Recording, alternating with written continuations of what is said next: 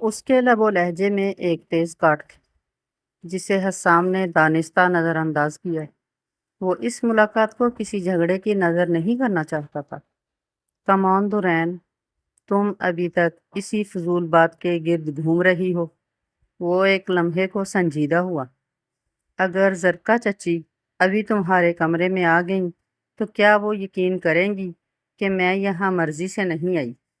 جب باتیں مجھے سننی اور سہنی پڑیں تو ایٹیٹیوڈ بھی مجھے ہی دکھانا ہوگا نا۔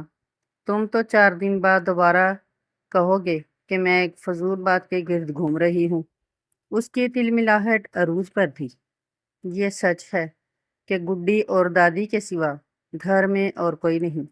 وہ تیزی سے بولا، سچ صرف اتنا ہی ہوتا ہے، باقی سب جھوٹ ہوتا ہے۔ وہ اس کی آنکھوں میں جھانک کے مسکرائی، اور وہ جھوٹ صرف ایک لڑکی کی زندگی ویران کرتا ہے۔ اسے حسام کی اس حرکت پر رہ رہ کے غصہ آ رہا تھا۔ میری زندگی جھوٹ ہو سکتی ہے سوائے تمہارے، وہ ٹھہر ٹھہر کے بولا۔ حالانکہ اسے دورین کی بات پر شدید تاؤ آیا تھا، لیکن وہ آج لڑنے کے موڈ میں نہیں تھا۔ اس نے چند لمحوں میں اپنا مزاج بحال کیا۔ میرے پاس ایک خوبصورت ترین بات ہے۔ وہ اگلے پل مسکرایا۔ میں اس بات کو اپنے پاس رکھ رکھ کے خاصا خوبصورت ہو چکا ہوں۔ اب اس خوبصورتی کے باقی رنگ تمہیں دینا چاہتا ہوں۔ اس کا دھیما سا لہجہ سننے کے لائق تھا۔ جانے تم کس غلط فہمی کا شکار ہو حسام، تمہاری باتوں کے رنگوں کا مجھ سے کیا لینا دینا؟ وہ رکھائی سے بولی، ذرا یاد کرو، میں نے کب تمہارے قدموں کی مغرور آہٹوں کو گن گن کے اپنے پلوؤں سے باندھا؟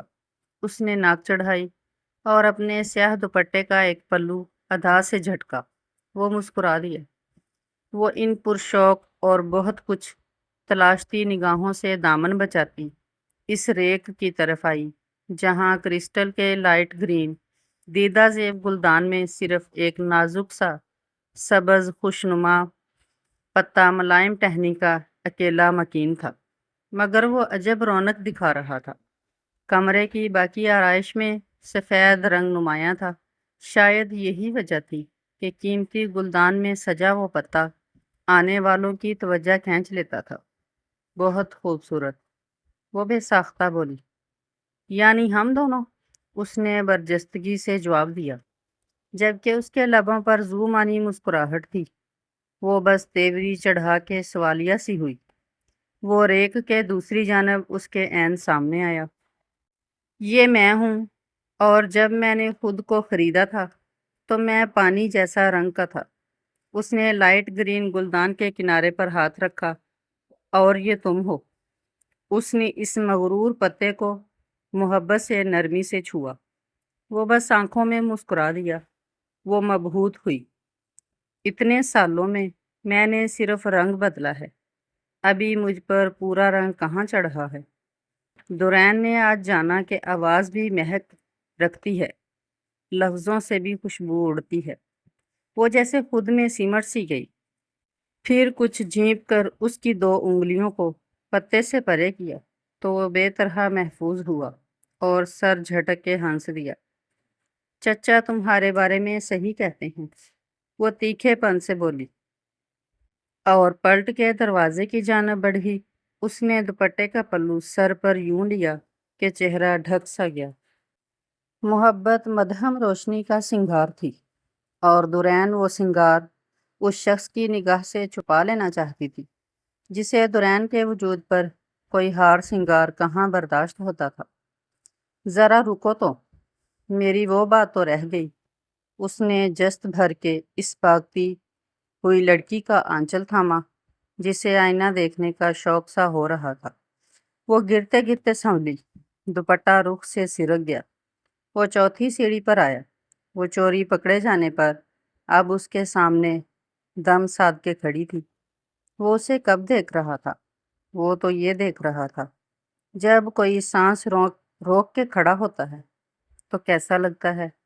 ابھی وہ بات تو اس نے کی ہی نہیں تھی جس بات کا حسن وہ اس کے چہرے پر دیکھنا چاہتا تھا۔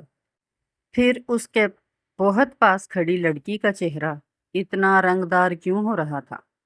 تم غلط سمجھ رہے ہو۔ اس نے لہجہ ترش کیا اور نگاہ اٹھائی۔ ایسا کچھ بھی نہیں ہے۔ تمہاری دل لگی پر اعتبار کس کو ہے؟ اس نے کندھے جھٹکے اور نگاہ میں نیم گھولنا چاہی، مگر جانے اس انوائرمنٹ آفیسر کی نگاہ میں کیا تھا کہ وہ پلک جھپکنا بھول گئی۔ اپنی ہی دھڑکنیں گنتا دل ساری ترتیب بھول گیا۔ وہ کیا کہہ رہا تھا؟ یہ وہ حسام تو نہیں تھا جو اسے راہداریوں، گلیوں، دکانوں پر تنگ کرتا تھا، جس کی شرارتی آنکھیں اسے کوفت میں مبتلا کرتی تھی، جس کے خوبصورت قہقہے اسے زچ کرتے تھے۔ اس وقت اس کی آنکھوں میں شرارت تھی۔ نہ وہ محفوظ ہو رہا تھا، نہ وہ مسکرا رہا تھا۔ وہ غلط اور صحیح سے بے غرض تھا۔ اس کے سامنے وہ تھی جس کی پیشانی پر پسینے کی ٹھنڈی بوندیں تھیں۔ اسے آئینہ دیکھنے کا شوق سا ہو رہا تھا۔ وہ اپنا چہرہ تیز روشنی میں دیکھنا چاہتی تھی۔ وہ گھر آتے ہی برآمدے میں لگے آئینے کی طرف بڑھی۔ ابھی وہ ہر بات سے بے خبر تھی، ورنہ اسے گھر میں آتے ہی کیسری کو برا بلا کہنا چاہیے تھا۔ بیڑا غرق ہو اس رقاصہ کا، جس نے خاندان کو عقل سے اندھا کر دیا تھا، ورنہ ان 2 کے محلے داروں کی کیا جرأت تھی کہ خاندان کی پوتی کا رشتہ مانگنے آتے۔ کل جب اس لڑکی کو حقیقت کا علم ہوگا تو وہ صحن میں کھڑی اسے کیا کیا نہیں سنائے گی۔ چوکھڑ سے ٹیک لگائے کھڑی کیسری کا دل ڈوبا جا رہا تھا۔ اب کیسری کو یہاں نہیں رہنا تھا۔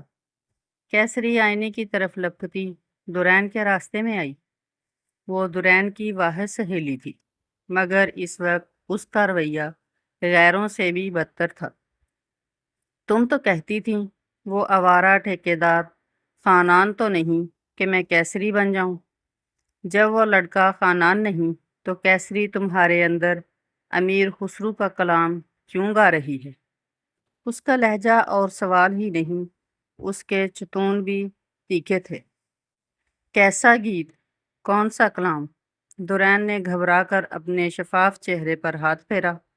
کیا وہ اپنی چھاپ تلک محبوب پر وار آئی تھی؟ یہ اس نے چھین لی تھی۔ اس کی گلابی انگلیاں اس کے چہرے کا ہار سنگار ڈھونڈنے میں ناکام ہوئیں۔ اس کا رنگ اڑا۔ وہ پھر سے آئینے کی طرف لپکی۔ پھر وہ رکی۔ وہ متحیر ہوئی۔ کیسری نے ساڑی کے پلو سے آئینہ ڈھانپ لیا۔ اب کے دورین ٹھٹکی۔ وہ اندر تک چونکی۔